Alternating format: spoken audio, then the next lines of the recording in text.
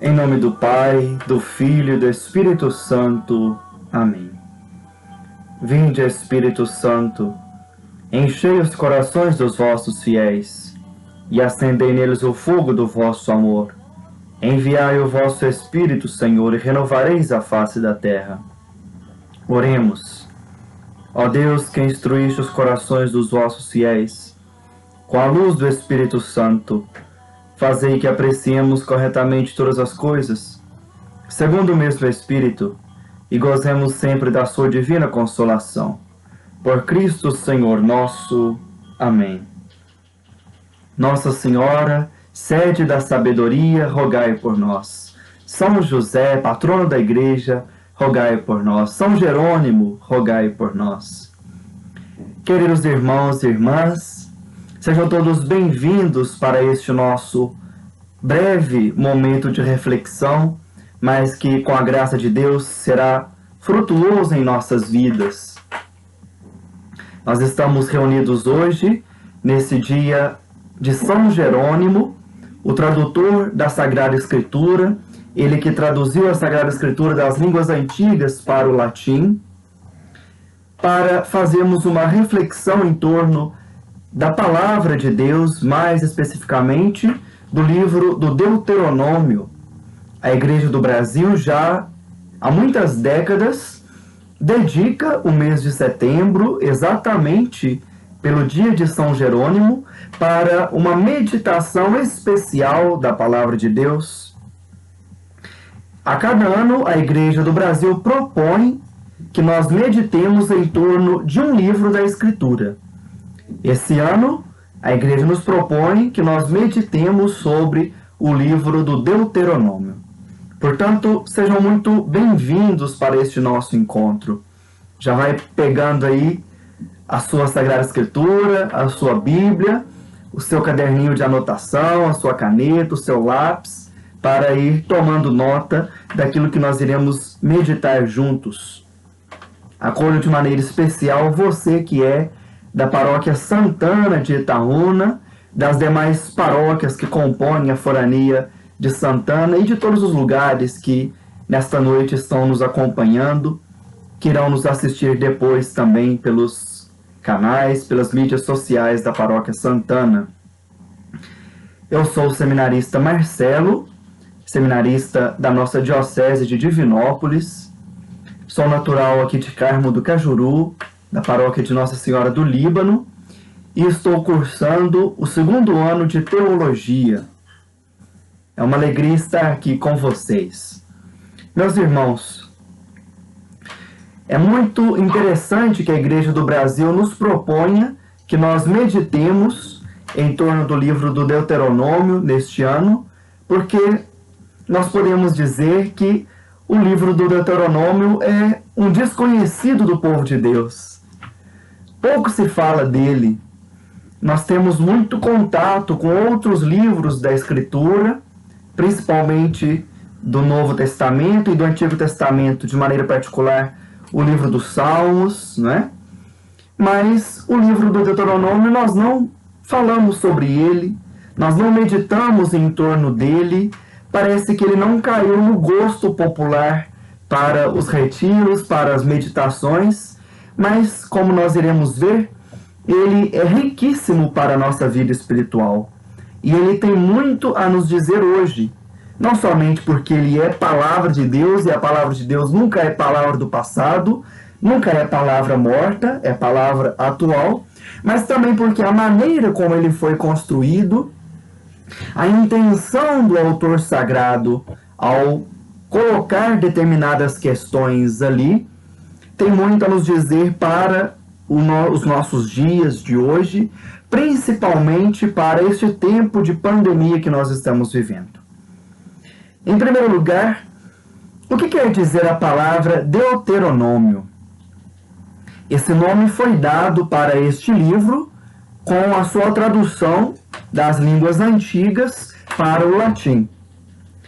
Deuteronomos significa segunda lei. Por que este nome? Exatamente porque no livro do Deuteronômio nós temos uma reprodução, uma releitura ou uma repetição do decálogo, dos mandamentos que já haviam sido apresentados lá no livro do Êxodo, principalmente ali no capítulo 20. Então aqui nós vamos ter uma reafirmação na boca de Moisés da lei. Por isso que é chamado de segunda lei. Todo o livro do Deuteronômio vai ser construído em torno de um grande discurso de despedida de Moisés. Qual que é o contexto aqui? O que está descrito nesse livro? O povo saiu da escravidão do Egito. Nós vamos encontrar isso descrito ali no livro do Êxodo. Então, eles atravessam o deserto com todos os seus percalços, com os seus pecados, com as suas desobediências, mas também com a intervenção de Deus, com a misericórdia de Deus, com a paciência de Deus, apesar das limitações do povo. E finalmente eles chegam à Terra Prometida. Estão aqui então de frente à Terra Prometida, antes de atravessar o Jordão. Nós sabemos que o povo que vai chegar à Terra Prometida não é aquele mesmo povo que saiu lá do Êxodo, lá do Egito, naquele processo do livro do Êxodo, porque aquela geração morreu. Por castigo de Deus, por desobediência, aquele povo que saiu da escravidão do Egito não irá entrar na Terra Prometida. E mesmo Moisés não irá entrar na terra. Deus permite que somente ele veja, ele visualize a terra, mas ele também não irá adentrar a terra, ele irá morrer antes de entrar. Então Moisés, sabendo que ele não iria entrar na terra com o povo, ele nomeia outro para ter essa missão de entrar com o povo na terra e organizar o povo na terra, e essa figura vai ser Josué. E Moisés vai relembrar para o povo a lei, vai dar algumas instruções para que eles possam fazer o bom uso da terra, não se esquecendo de que o critério para permanecer na posse da terra é ser obediente à aliança.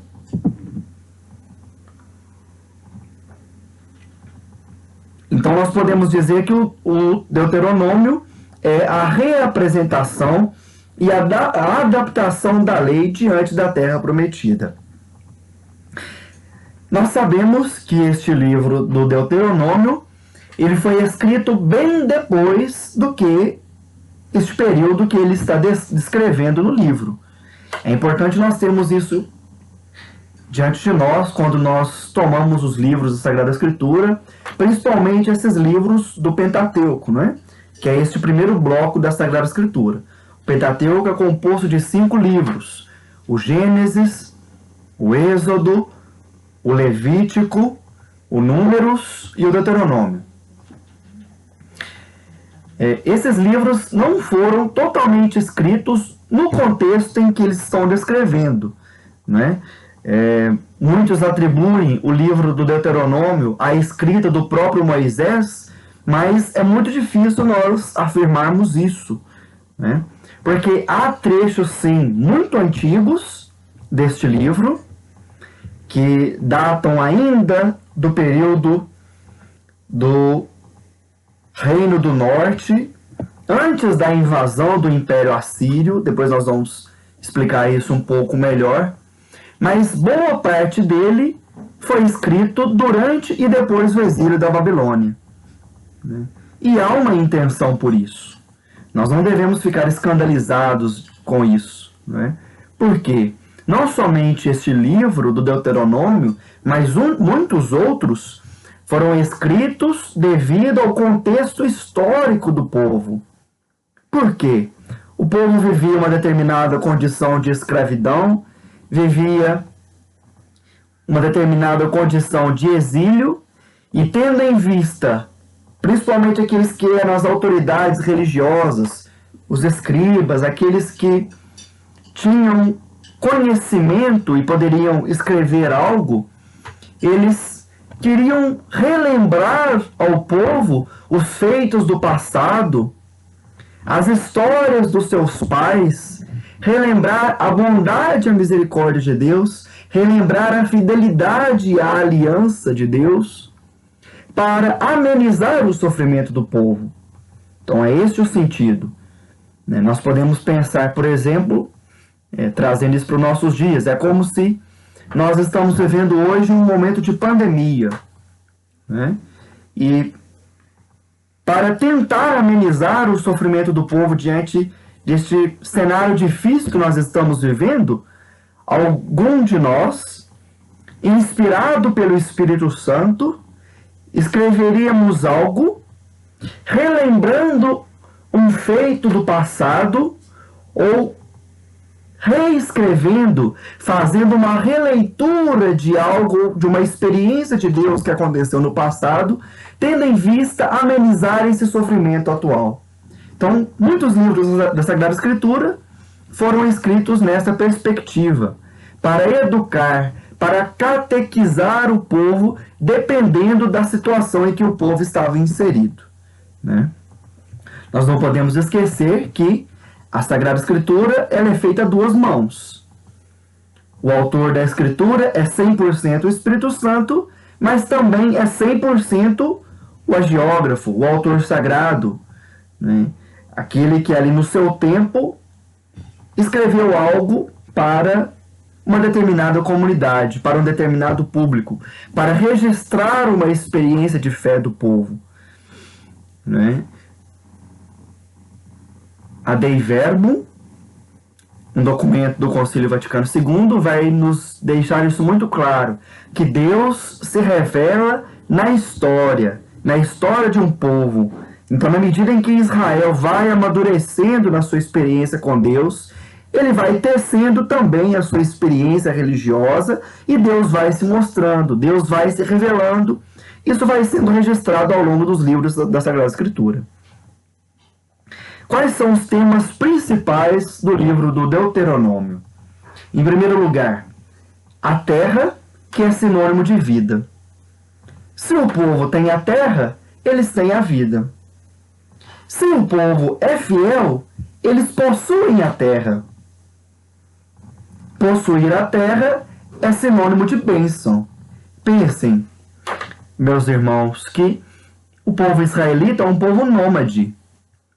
Nem sempre eles ficaram ali bonitinhos, né, dentro daquele território que nós compreendemos como Israel. O critério de sobrevivência deles era onde tinha terra fértil, onde tinha o mínimo de água para que eles pudessem cultivar a terra, cuidar dos seus animais. Então, onde tinha essas condições, eles migravam para aquela região, não é? Então, terra era sinônimo de vida. E se eles possuíam a terra, era sinônimo de bênção de Deus. Do contrário, se eles eram infiéis, era sinal de maldição. E o que o povo via como maldição? A perda da terra, o exílio, a escravidão. Então nós temos que ter isso muito em mente. Não somente para este livro específico do Deuteronômio, mas para um bloco que vai se seguir depois do livro do Deuteronômio, que nós chamamos, os exegetas chamam, de historiografia deuteronomista, que é um grande bloco que se inicia com o livro do Deuteronômio, passando pelo livro de Josué, pelo livro de Juízes, adentrando pelo livro de 1º e 2º Samuel e 1º e 2º Reis. O tema central de todos esses livros, se iniciando no livro do Deuteronômio, é essa questão. Se o povo é fiel, tem a terra, tem a bênção de Deus. Se o povo é infiel, vem a maldição, perde a terra, né? Então, isso é a chave de leitura para todo esse bloco literário.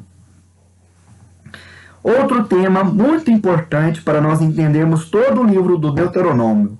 O homem não deve somente obedecer aos mandamentos, mas deve amar a Deus com todo o seu ser.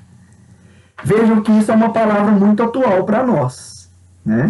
E Jesus vai atualizar isso naquela passagem do jovem rico, né? Que devo fazer, Senhor, para possuir a vida eterna?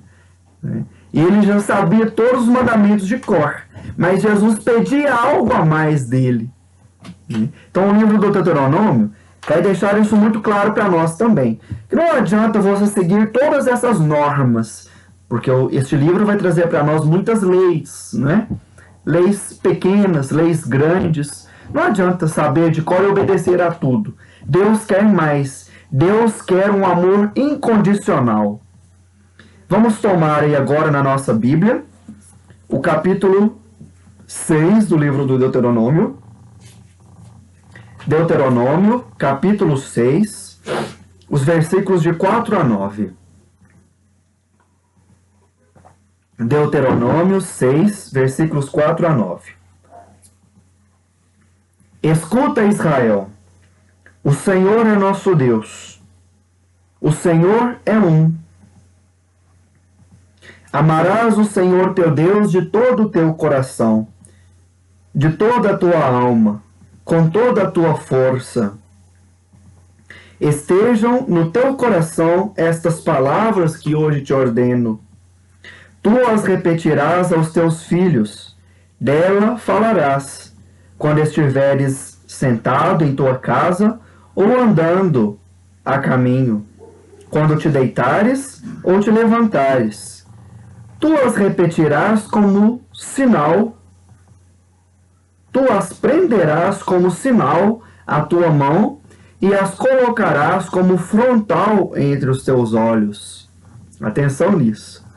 Tu as escreverás nos umbrais de tua casa e nos teus portões. Meus amigos, essa passagem aqui é fundamental. Nós podemos dizer que essa passagem é fundante para toda a religião judaica, né? Não sei se vocês perceberam, mas no início da nossa aula eu coloquei aqui uma música cantada pela irmã Kelly Patrícia, e essa música é exatamente retirada dessa passagem de Deuteronômio 6, 4, 9. Escuta, Israel, o Senhor teu Deus é um é o Senhor. Amarás o Senhor teu Deus com todo o teu coração, de toda a tua alma, com todo o teu ser. Né? Vocês viram aqui que é recomendado, inclusive, que eles escrevessem essa passagem nos umbrais da porta.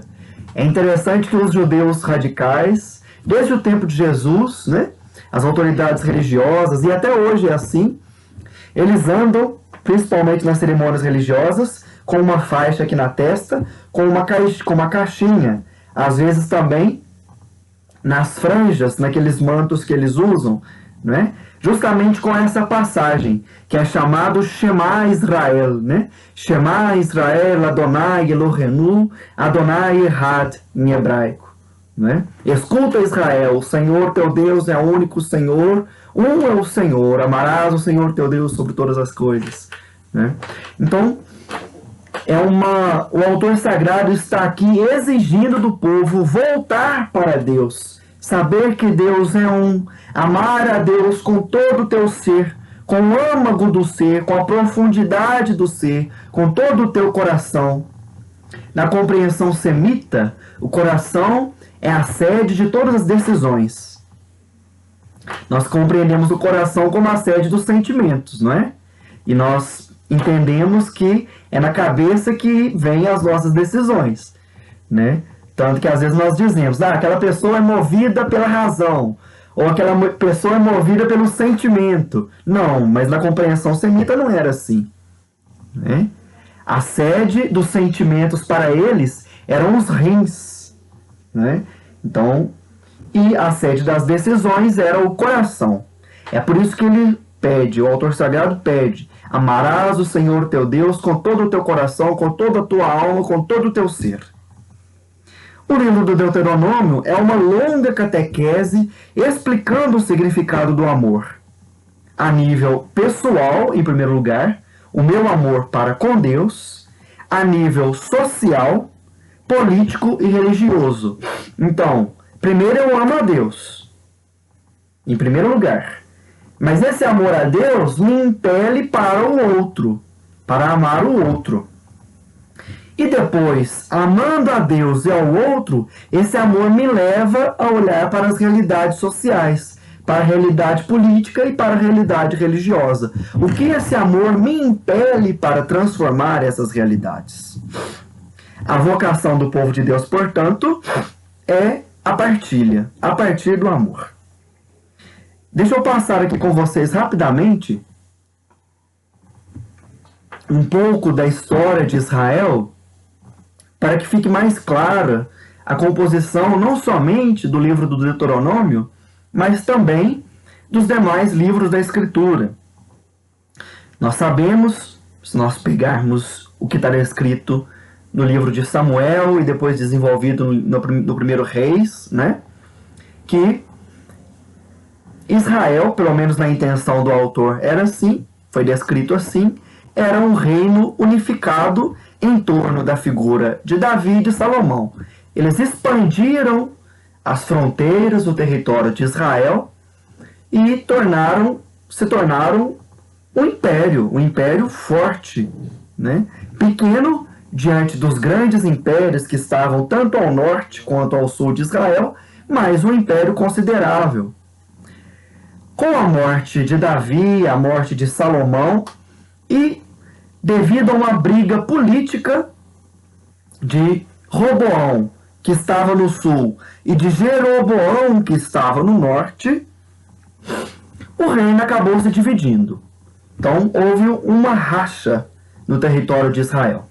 A parte sul, o reino sul, era chamado Reino de Judá. Guardem isso.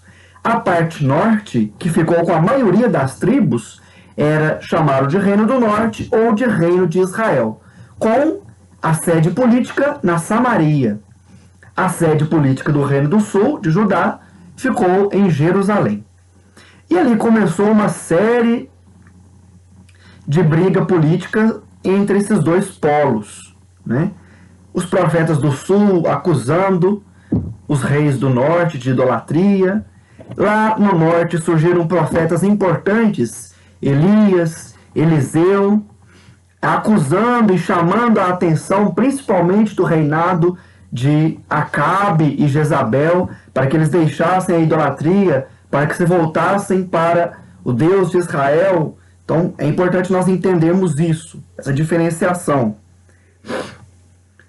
Depois de um tempo, um reino, um império muito forte, chamado Império Assírio, invadiu o Reino do Norte, tomou o Reino do Norte e fez escravos muitos dos que estavam ali e introduziu nessa parte norte, chamado Reino de Israel, muitos estrangeiros, né? Nessa região norte foi introduzido muitos cultos estrangeiros. O Reino do Sul, por enquanto, ainda se manteve fiel religiosamente, apesar de que nós podemos questionar isso muito, né? Mas, durante muito tempo, eles se manteram obedientes ou subservientes ao a impérios estrangeiros. Isso nós vamos ver muito claro no Império de Manassés, por exemplo, que reinou durante muito tempo, mais de 40 anos em Judá, no Reino do Sul, e era totalmente subserviente a impérios estrangeiros, pagando impostos. Depois, há a invasão babilônica, depois do ano 500 a.C., o Império da Babilônia invade essa região sul, leva como escravo a nata de Israel, as autoridades religiosas, os escribas, os intelectuais, aqueles que tinham força para trabalhar, né, os pedreiros, os arquitetos, enfim, aqueles que podiam servir em alguma coisa para o Império da Babilônia. São levados como escravos, e aí se inicia um longo período de Israel, que durou mais de 40 anos, né, que é chamado o Império da Babilônia. Muitos livros da Sagrada Escritura foram escritos nesse contexto. O livro do Deuteronômio recebeu muitas releituras, muitos aportes, né, recortes durante este período da Babilônia, do Império da Babilônia, e no período do pós-exílio, né, quando o povo estava voltando para a terra. Não encontraram, lógico, a terra do mesmo jeito que estava há tanto tempo atrás ali. A terra estava com muita gente diferente, muitos cultos estrangeiros, né? Então, uma tentativa de unificar o culto em Jerusalém, uma tentativa de reformar a religião de Israel depois da experiência traumática do exílio da Babilônia, né?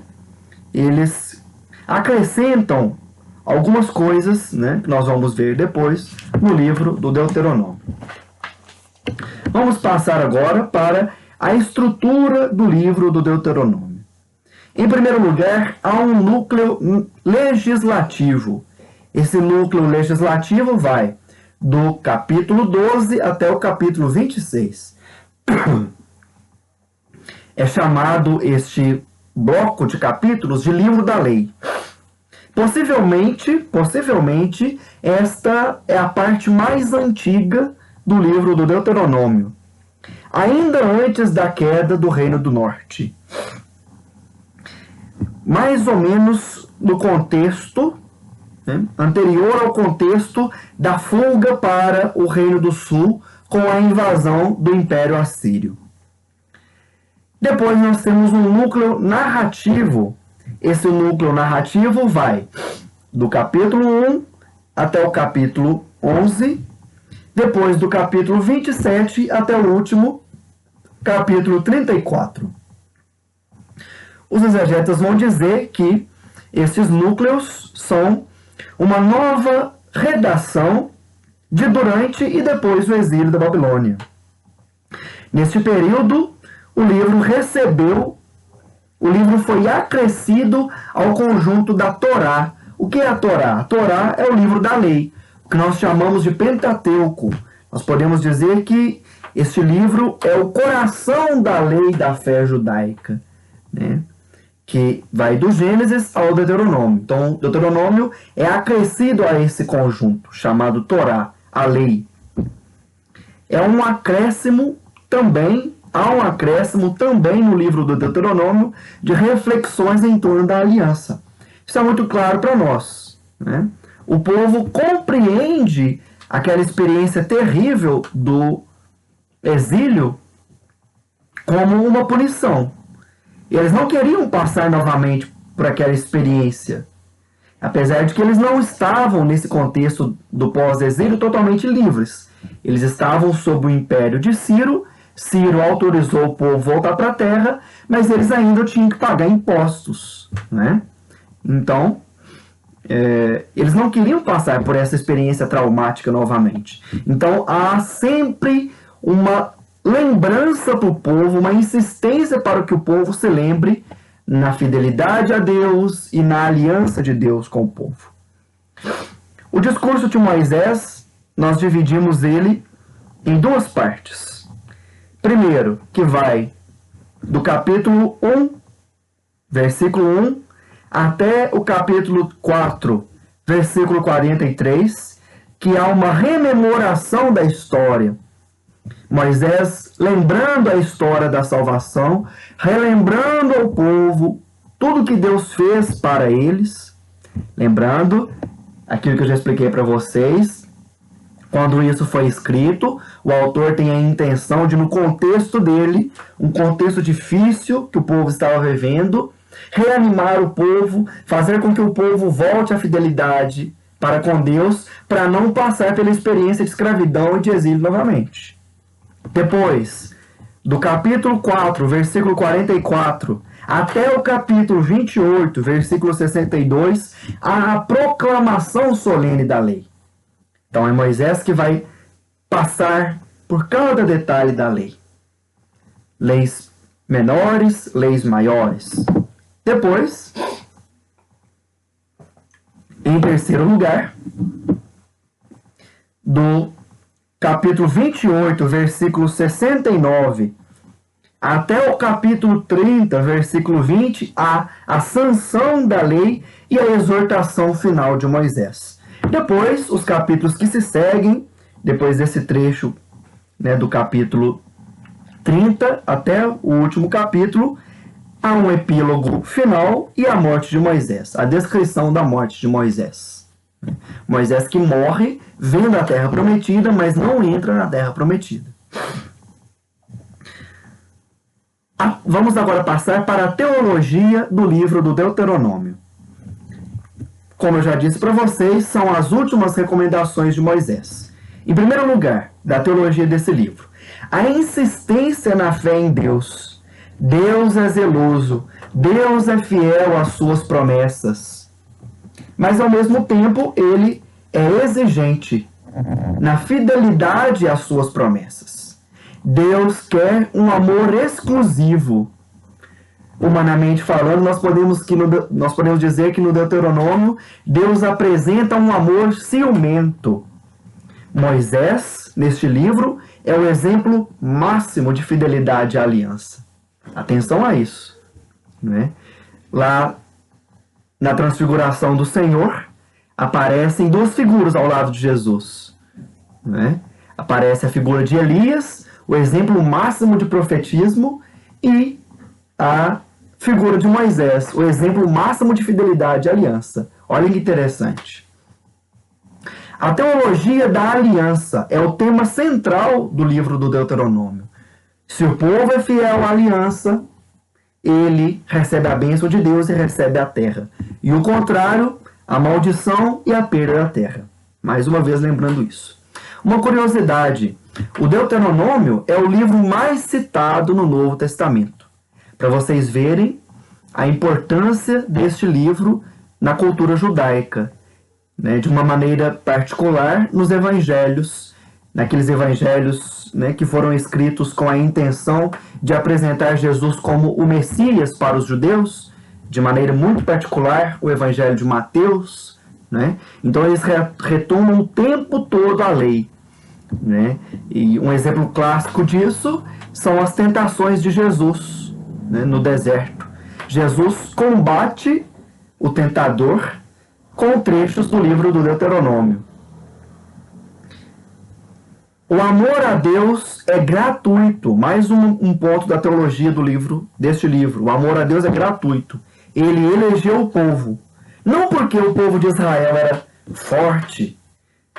Em algumas passagens nós vamos ver que Israel se sente como grande, forte. Mas, neste livro do Deuteronômio, é apresentado que Deus elege o povo não por ele ser um grande povo, mas por ser um povo pequeno. E é exatamente por ser um povo pequeno, fraco, que Deus faz aliança com ele.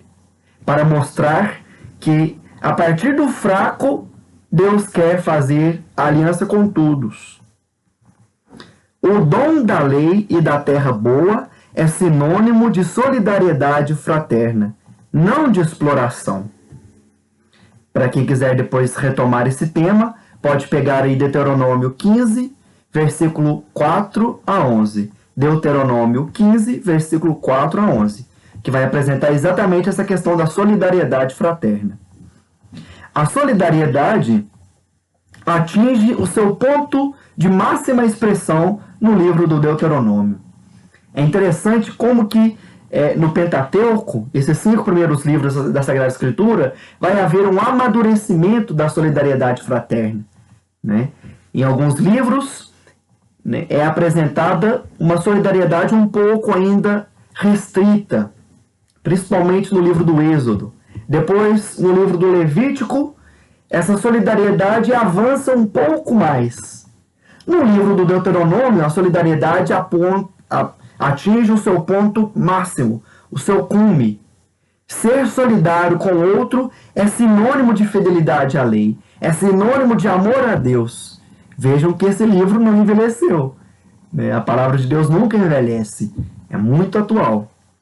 E como nós precisamos atualizar essa palavra na nossa vida hoje, né?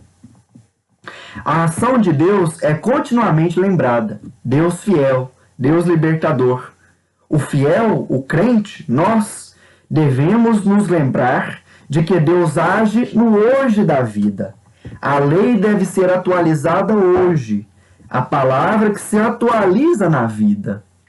Então vejam que nos momentos em que esse livro foi reescrito, reeditado, recebeu alguns aportes, né?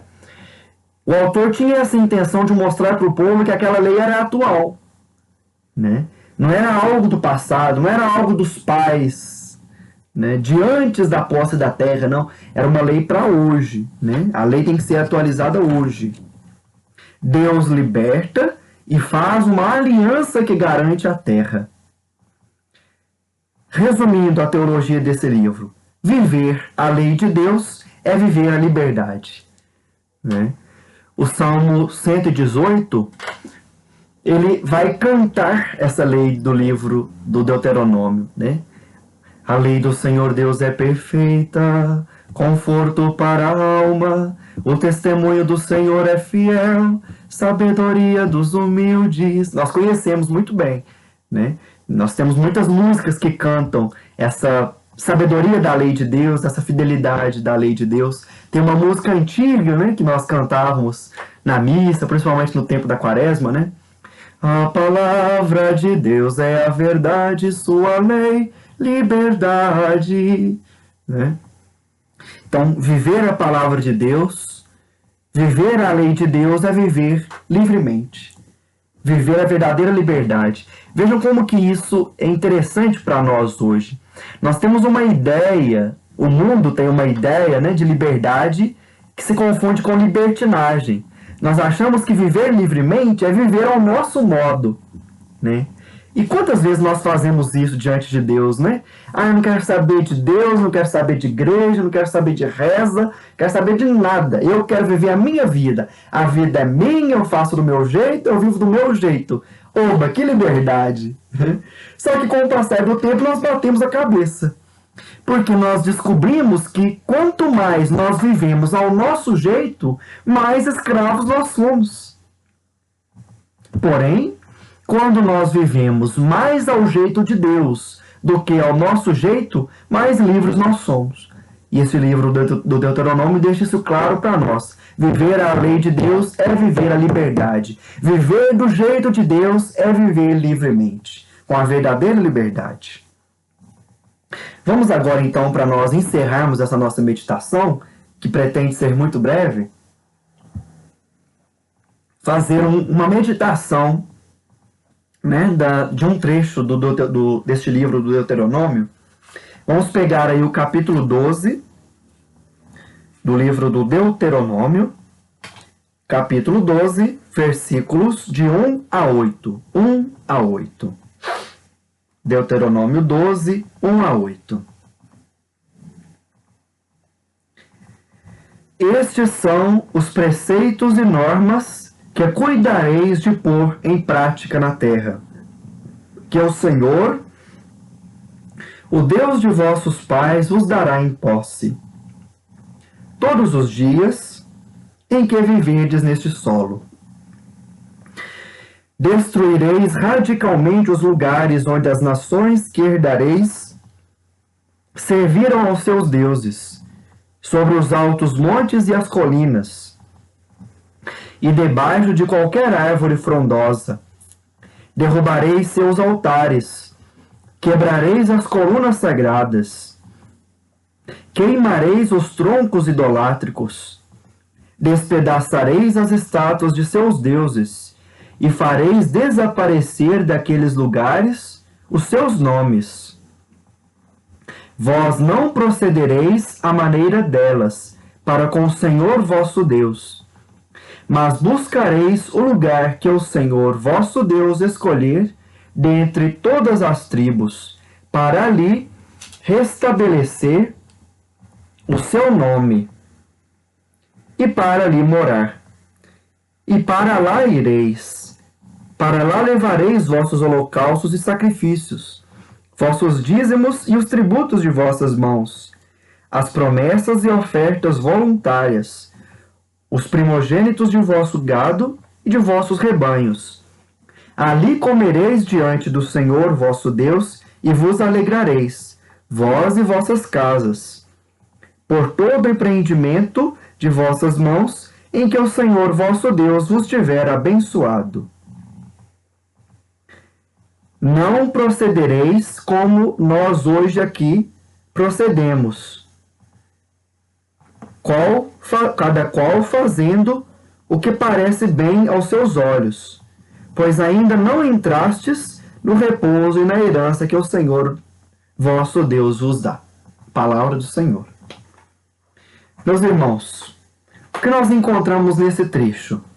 Em primeiro lugar, exegeticamente falando, o autor sagrado quer demonstrar uma ruptura com os cultos antigos locais. Esse trecho está inserido no contexto da centralização do culto no tempo do rei Josias, após a queda do Reino do Norte. O rei Josias é uma figura muito importante, né, no Antigo Testamento, porque ele, vendo a infidelidade do povo do Reino do Norte, que, na sua interpretação, levou à queda do reino e à invasão à Síria, então ele manda derrubar todos os altares de deuses estrangeiros que haviam no território. E ele quer centralizar todo o culto em Adonai, no Deus de Israel, no templo de Jerusalém, em Jerusalém. Então nós vamos ver que aqui há um acréscimo, no livro do Deuteronômio, há uma passagem no livro do Deuteronômio que dá fundamento para essa política do rei Josias. As refeições festivas, os banquetes festivos, mesmo aqueles que não são religiosos da cultura de Israel, do Deus de Israel, podem acontecer, porém diante de Deus, diante do Deus de Israel. Os cultos idolátricos devem ser deixados de lado. E, ao mesmo tempo, há uma evocação à alegria. Diante deste banquete festivo, o povo deve se alegrar diante de Deus. Meus irmãos, atualizando essa palavra, nós podemos refletir da seguinte maneira: a infidelidade à lei de Deus gera a idolatria, a morte e a ruptura para com Deus. A fidelidade traz a verdadeira alegria. A lei do Senhor Deus é a verdadeira alegria. A verdadeira alegria se dá somente em Deus e diante de Deus. Se nós prestamos culto idolátrico a outras coisas, tentando preencher o vazio do nosso coração com outras coisas, tirando Deus do centro do nosso coração, tirando Deus do centro da nossa vida e colocando pessoas, colocando certos apegos, colocando certas infidelidades, vida dupla. Nós sabemos aquilo que nós vamos colocando como pequenos deuses, pequenos ídolos no nosso coração. Pouco a pouco nós vamos nos tornando infiéis e essa infidelidade gera morte. A morte é sinônimo de pecado, e o pecado é ruptura com Deus. Porém, a verdadeira alegria se dá quando nós derrubamos esses ídolos do nosso coração, Colocamos Deus no centro da nossa vida e nos alegramos em Deus. Nele está a verdadeira alegria. Meus irmãos, nós teremos muitas outras possibilidades de reflexão com outras passagens do livro do Deuteronômio, mas essa nossa reflexão quer ser exatamente uma introdução, né, dar chaves de leituras para que vocês consigam meditar, né, este livro. Se você não fez isso ao longo do mês de setembro, ainda há tempo, né? Vamos fazer o propósito de meditar um capítulo ou 2 capítulos por dia do livro do Deuteronômio ao longo do mês de outubro, que já está para começar aí, né? Meus irmãos, a palavra de Deus não é um livro de história, não é um livro de ciência, não é algo que ficou no passado que não nos diz respeito, não. Como o autor da carta aos Hebreus vai nos dizer, a palavra de Deus é viva e eficaz. Ela penetra as intenções do nosso coração. Se nós rezamos com sinceridade a palavra de Deus, se nós meditamos com sinceridade a palavra de Deus, ela nos converte. Ela queima, né, o autor da Sagrada Escritura, né, ao autor humano, mas também ao autor divino, que é o Espírito Santo. O Espírito Santo é fogo. Portanto, a palavra de Deus é capaz de queimar aquilo que em nós é pecado, é infidelidade, é ruptura com Deus, e é capaz de nos renovar, nos transformar. São Leão Magno tem uma frase muito bonita. São Gregório Magno, aliás, uma frase muito bonita.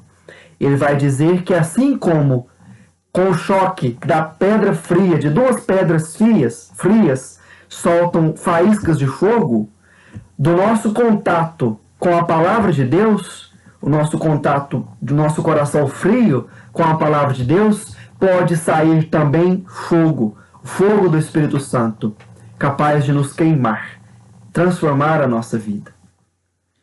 Vamos então colocar a palavra de Deus no centro da nossa vida, para que ela nos converta. Vamos fazer uma oração final, agradecendo a Deus por essa oportunidade que nós tivemos de meditar sobre a sua palavra juntos. Vamos oferecer à Virgem Maria este nosso louvor final, ela que é a portadora da palavra por excelência. Ave Maria, cheia de graça, o Senhor é convosco, bendita sois vós entre as mulheres, e bendito é o fruto do vosso ventre, Jesus. Santa Maria, Mãe de Deus, rogai por nós, pecadores, agora e na hora de nossa morte. Amém. Rogai por nós, Santa Mãe de Deus, para que sejamos dignos das promessas de Cristo para sempre. Amém. Muito obrigado, meus irmãos, por essa oportunidade de nós estarmos juntos, né? Que nós possamos ter outras oportunidades para meditarmos a palavra de Deus. Que o Senhor nos abençoe, em nome do Pai, do Filho e do Espírito Santo. Louvado seja nosso Senhor Jesus Cristo.